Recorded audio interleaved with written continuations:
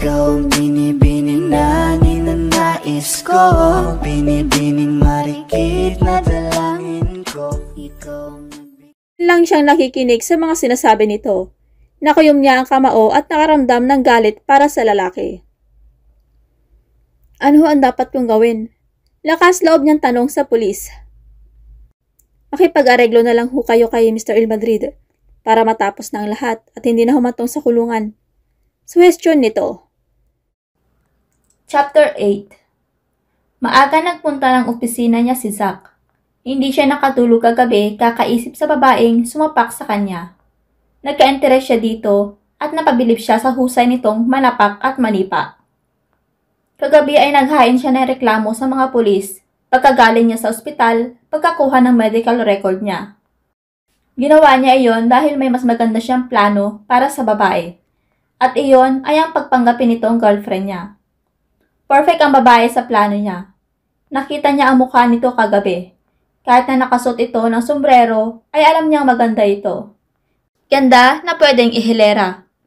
Isa pang dahilan ay tomboy ito. Kaya safe siya na hindi mahuhulog ang loob nito sa kanya at ganoon din siya. Tinawagan na niya ang attorney niya para dalhin ng babae sa opisina niya.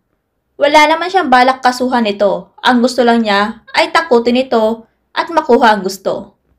Napukaw ang malalim niyang iniisip nang biglang tumunog ang intercom na konektado sa sekretary niya. Sir, andito na po si Attorney Valdez at kasama niya yung inaasahan niyong bisita. Pagbabalita nito, agad sumilay ang ngiti sa labi niya. Sige, papasukin mo na sila. Bilin niya at saka ibinaba ang linya. Mabilis silang nakarating sa Makati. Nakatayo siya sa harap ng napakatayog na gusali kung saan naroon ang opisina ni Zack Andres Il Madrid. Dinaanan nila ang front door at nagtungo sa lobby at sa reception. Kinausap saglit na attorney ang receptionist. Pagkatapos, ay tinawagan ito. Pagkababa ng tawag ay agad din silang pinatuloy. Tinungo na nila ang elevator. Pinindot ng attorney ang 29th floor ng gusali. Agad sumalubong ng ngiti ang babaeng nasa front desk. Pagkatapos ay binati sila. Pumasok na ho kayo. Kanina pa kayo hinihintay ni boss. Ngiti nito sabay turo sa isang pintuan ng opisina. Kumatok pa muna ang attorney bago sila tuluyang pumasok. Pagkapasok ay para siyang nilamig sa madilim na aura ng lalaking mariin na nakatitig sa kanya. Ramdam niya ang tensyon na binibigay nito. Nilabanan din niya ng titigan ang lalaki kahit halos mapaso siya sa mga titig nito.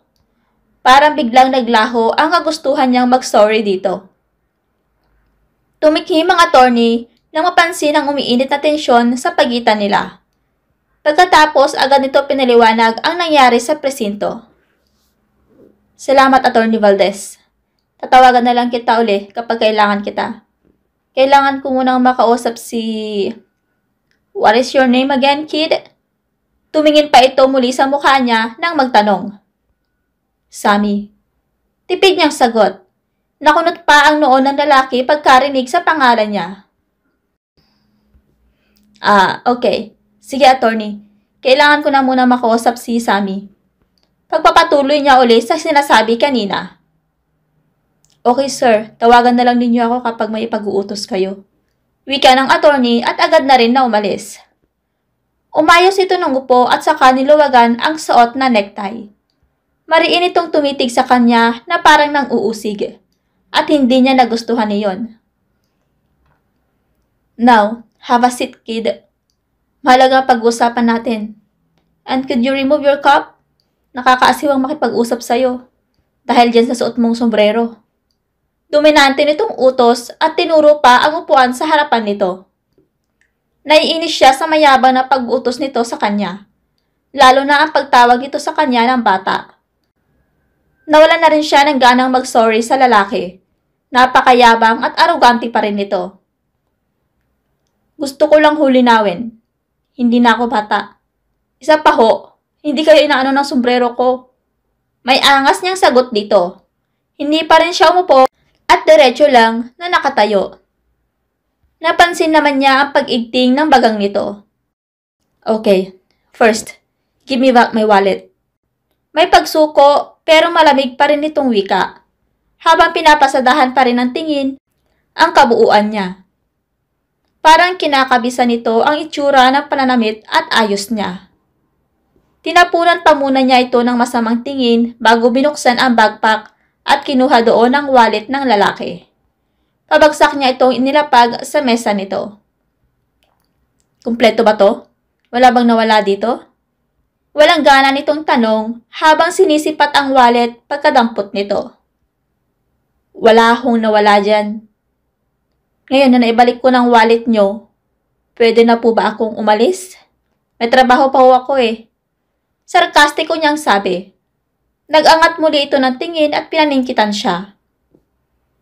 Itutuloy ko pa rin ang kaso laban sa'yo. Pero kapag pumayag ka sa gusto ko, absuelto ka na. Walang katol nitong sabi at ngumisi pa ang hudas. Biglang nag-init ang ulo niya sa sinabi nito. Binagsak ang dalawang palad niya sa mesa nito na nagsanhi ng malakas na kalabog. Hoy, sinuli ko na ang wallet mo. Walang bawas, walang kulang. Kaya manos na tayo. Sigaw niya sa pagmumukha nito. At wala siyang pakialam kahit sino pa ang lalaking kaharap niya. Naningkit ang mga mata nitong tumitig sa kanya. Pabagsak din nitong hinampas ang mesa at galit din na tumayo. Halos magdikit na tuloy ang mukha nila dahil sa ginawa nito. Nalalanghap na niya ang mabango nitong hininga pati na rin ang mamahalin nitong pabangong gamit. Kid, hindi mo ba ito nakikita? Turo nito sa pasang tinamo kagabi dahil sa pagsuntok niya. Sa tingin mo, ilang araw ang bibilangin bago mawala ang pasang ito sa gwapo kong muka? Kaya kitang ipadampot ngayon kung gugustuhin ko. Diin nitong wika. Hindi siya nakapagsalita. Bigla ay para siyang natauhan. Dahil kung makukulong siya ay malaking problema yon sa nanay niya at kay Brandon.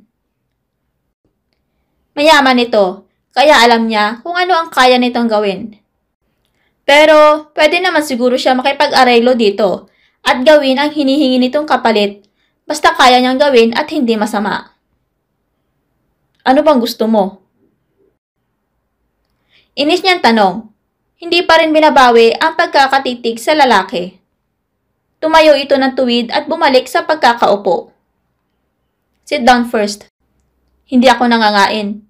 Kalmado ng wika nito. Patabog niyang hinila ang isang upuan at sumalampak ng upo. Anong gusto mo? Maangas muli niyang tanong. Hindi na kita kakasuhan.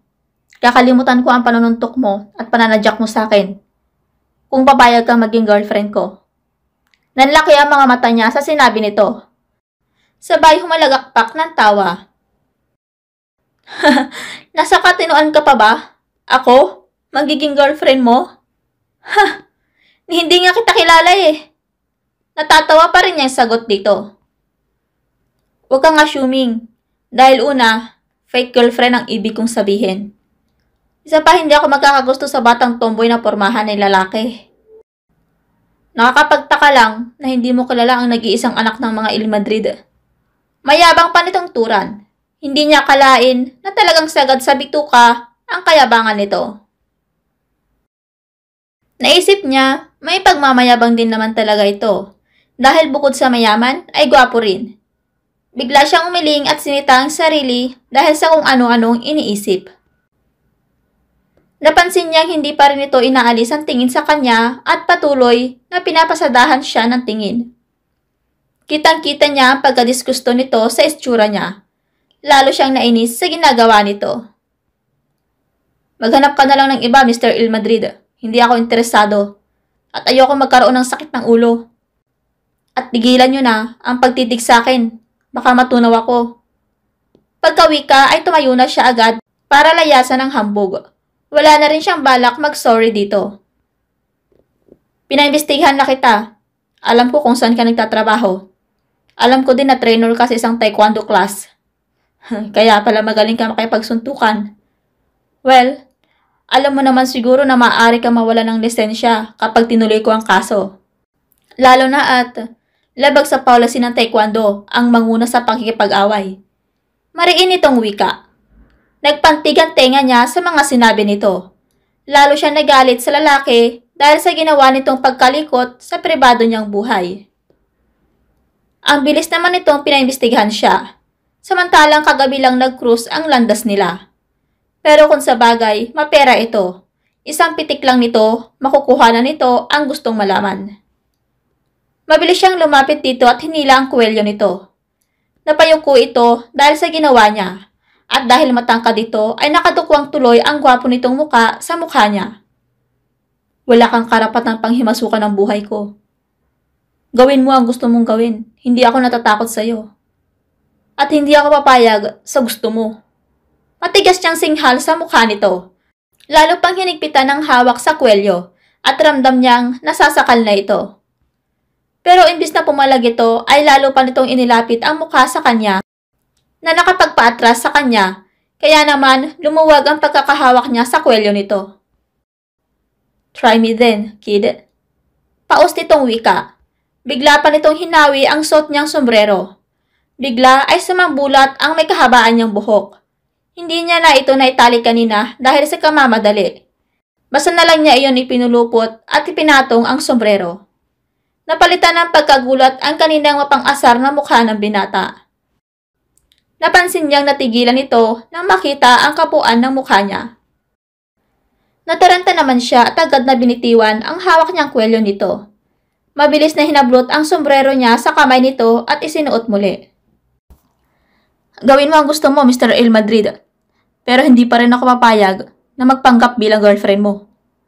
Matigas pa rin niyang wika at mabilis na iniwan ang binatang tulala pa rin. Pinagkibit balikat na lang niya ang napansin na pagbabago sa reaksyon nito.